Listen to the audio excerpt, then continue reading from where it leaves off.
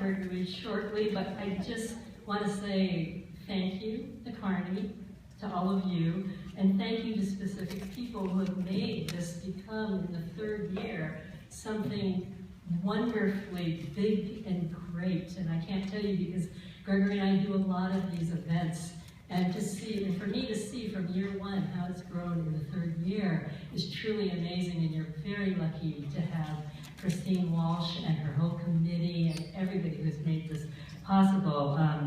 You know, I need to thank the Carney Library, and let me just jump in there and say, it's taken me 3 years to realize I've been pronouncing Carney wrong. We have a street in San Francisco called Kearney. So, you know, of course it's spelled the same way. I kept saying, I'm going to Kearney, Alaska. Kearney, Alaska.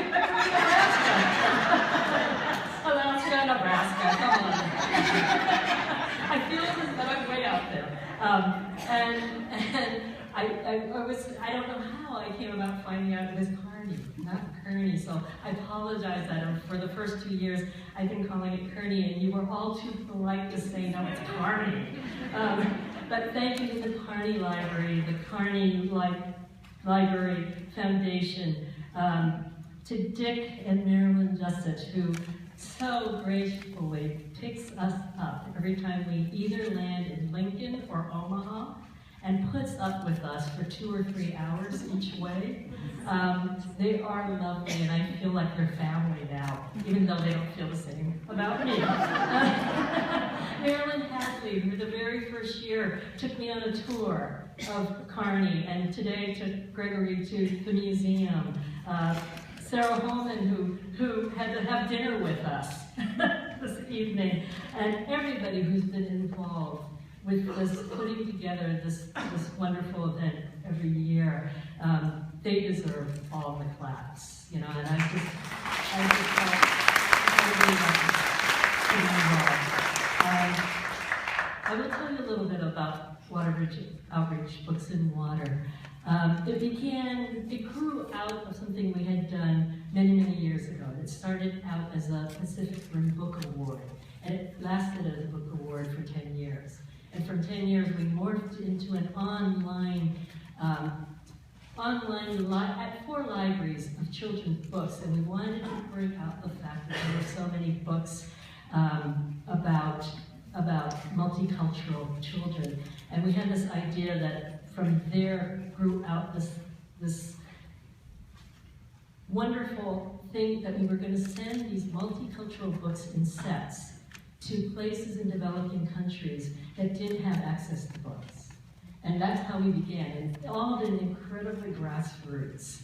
And from there, we've morphed into not only doing literary book projects, but also water projects. The people that I work with, Peter Coughlin, who's the executive director, is very water-oriented, and I've taken the book side of it. And it just happened that I was so lucky to be asked to be the first author in the one-author Carney series. I'm still saying Carney. And when I came out here, we were talking. I was talking to Christy, and and talking about the nonprofit, because it was pretty new at that time. And I just recently asked all these wonderful writer friends of mine to join in on this organization, and just to see what we could do, because it's so grassroots. It's like, your dollar will go to this water well, this other dollar will go to books, and it's since grown in wonderful ways. And I'm going to tell you about 3 of the projects and all the writers that suddenly came on when I asked them to, and that's the beauty of having these great friends who you don't want to impose on, but when it's something to do with books and literacy, they jumped right on, and they're busy. And I didn't want to impose on them, so when I started to talk to Christy about the program and how I had all these writers that were coming, and she looked up the writers and she said, wow, there were some great writers on this. Do you think they would come to one author? And that's how our marriage was born. We've gotten together for the last 10 years, and I was able to bring Karen Joy Fowler last year, and this year, well, you know who's this year, but before he comes on, I just want to tell you that what your help last year has financed in terms of our work at WaterBridge. We are very centered, or I am very centered, on the books part, in which we're doing a lot of actually publishing books in developing countries right now. The money that came from the event last year in Kearney went into printing 8,000 books in Arusha, Tanzania.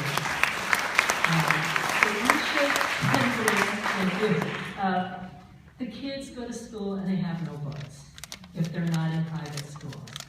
They do something, and sometimes the teachers don't have a book. If a teacher is lucky, she has the one textbook, and from that one textbook, she teaches the kids. Sometimes way out of the countryside, they don't have the one textbook, in which case they do something called chalk and talk.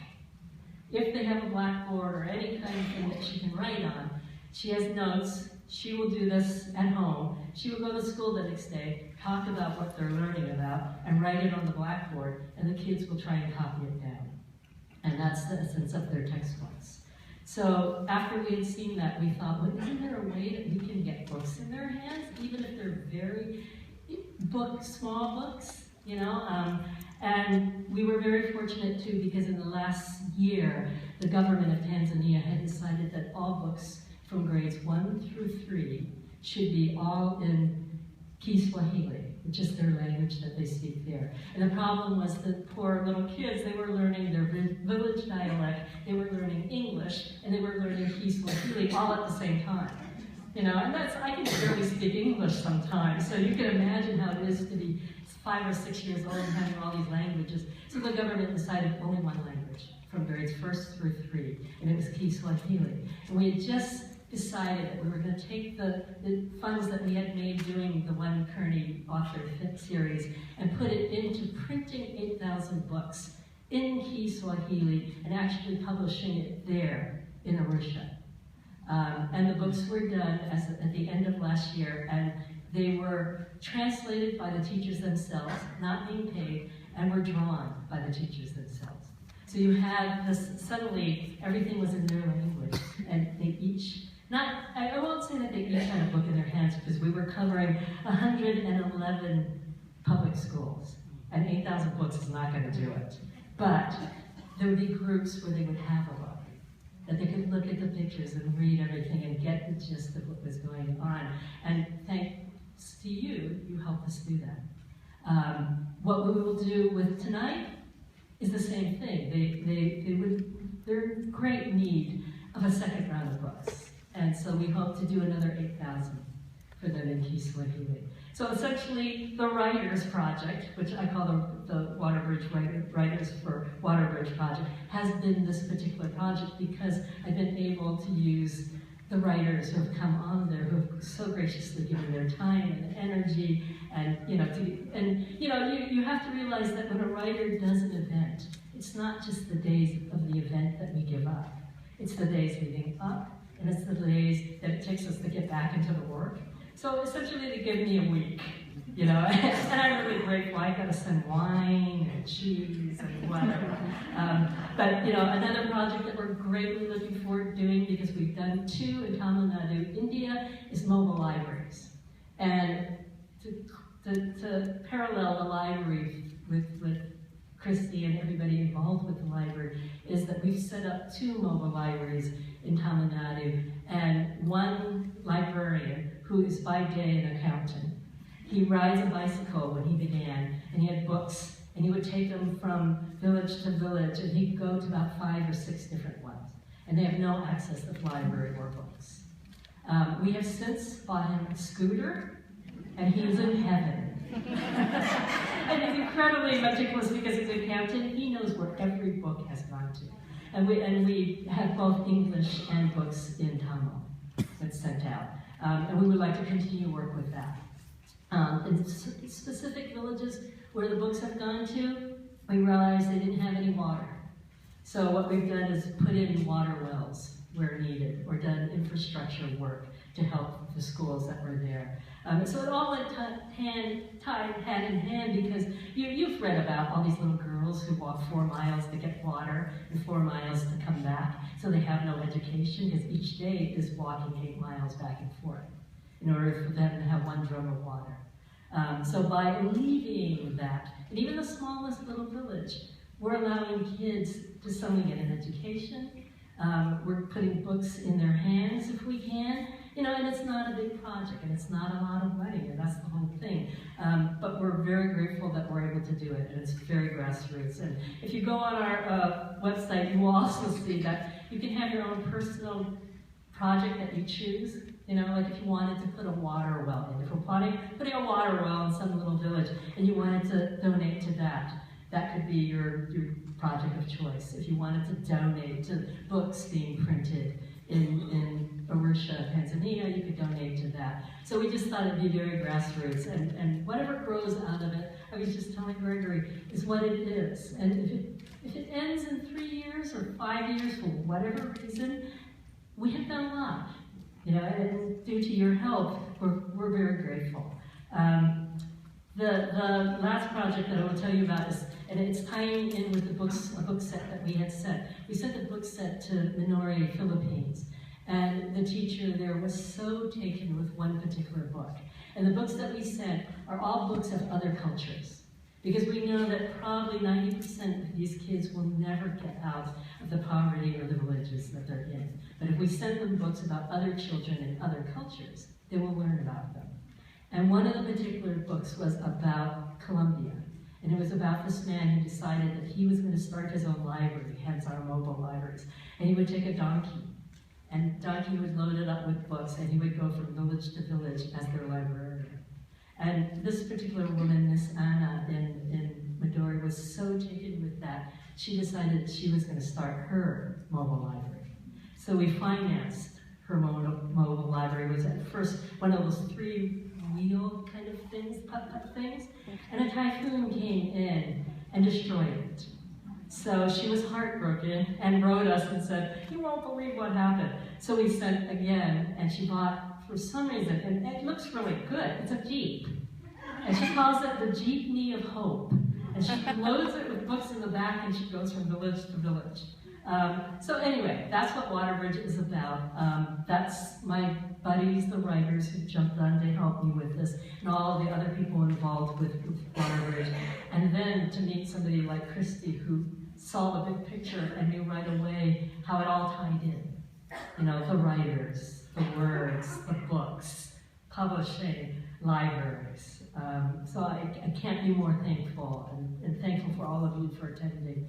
And now, I call Christy and I side dishes, because the main dish is coming up now.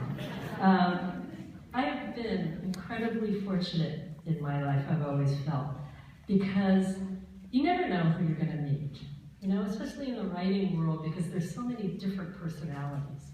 And sometimes you come across writers who you just instantly like, you know, it's just like kismet.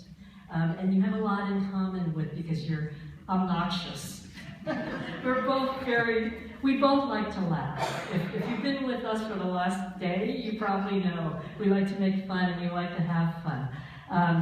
But beyond the fun of this gentleman that I'm introducing now, he's so much more, as you probably already know.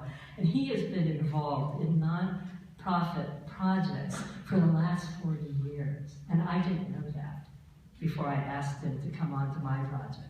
So, you know, I mean, before then, he was probably thinking when he got my email, been there, done that.